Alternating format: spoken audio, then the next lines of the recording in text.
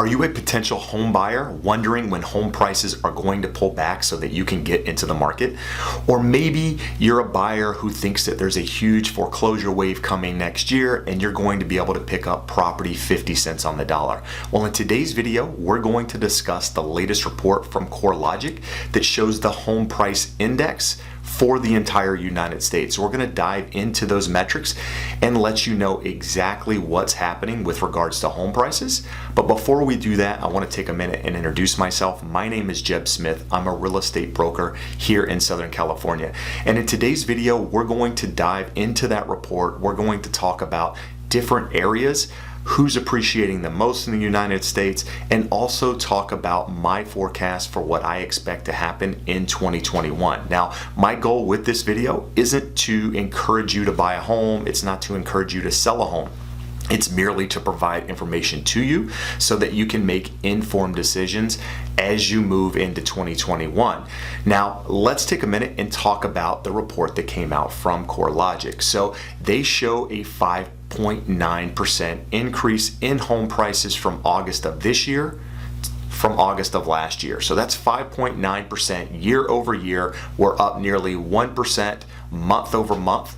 And those may not seem like big numbers, but we usually move in fractions, especially when we're moving month over month. So a 1% increase month over month is huge. Now, keep in mind, the reason it's 5.9% as a nation, because some areas, some markets like Boise, Idaho are up nearly 10, 11% year over year. And then you have some other markets that aren't up nearly half of that, maybe 2 and 3%. So the average as a nation is somewhere around 5.9%.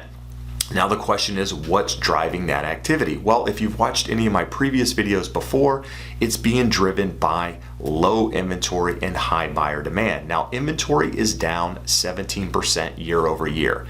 That's a lot. Especially considering last year we already had low inventory. Inventory has been a problem for the last couple of years, and so we're down 17% from where we were this time last year. That coupled with a huge surge in buyer demand, mainly because of low interest rates. So this time last year, rates were somewhere in the high 3% range.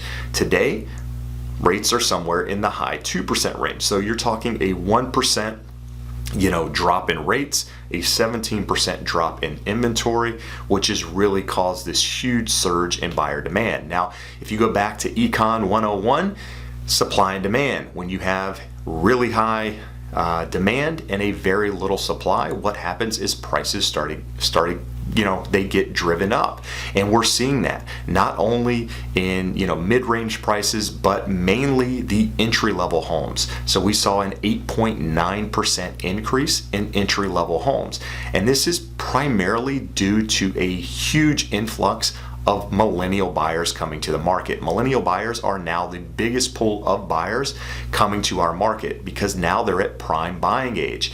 And with very low interest rates, not a lot of inventory, these buyers are coming into the market and driving those prices up. That's why we're seeing, the median home price for the United States continually going up month over month. Now, my forecast for 2021 is that it's going to look a lot like 2020. Is it going to be exactly the same? Probably not, but what you're going to see is you're going to see low inventory, as I expect inventory to continue to shrink as we move towards the end of the year, which is normal for this time of year. You have, people going into the holidays not really wanting people to walk through their homes. That's going to be normal, and you're going to have less inventory coming to the market. But on the other hand, you have interest rates staying low, which is going to keep buyers on the sidelines looking for that perfect home. So I think as inventory increases, you're going to continue to see that buyer demand increase, which is going to continue to move the market sideways to up. Now, I'm not saying this time next year we're going to have another 5% increase, but what I will say is that I don't expect anything like a decrease in the market year over year. Now, you could see some sideways movement, which would be normal and actually would be somewhat useful for prices to continue to rise. But at this time, I see a market in 2021 looking a lot like 2020. Now, What happens if the presidency changes? What happens if Trump doesn't win and Biden gets in? Honestly, initially, I don't think a lot happens, right? It's going to take a lot of inventory coming to the market, a rise in rates to really change the dynamic of the real estate market. While you could see some markets, falter, Las Vegas, Miami, some of these high entertainment markets. This is a report that came out from CoreLogic that shows what they expect to happen in these 5 markets.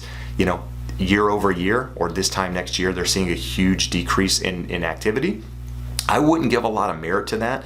I would pay attention to what's happening in inventory, in buyer demand, and then make my decisions from there. Now, this can't continue forever. At some point, there's got to be a breaking point in what happens with the market, but I don't see that happening until you start to see a huge influx of property come to the market. And I'm not talking about some foreclosures here and there. I'm talking about a lot of supply come to the market and buyer demand slow down.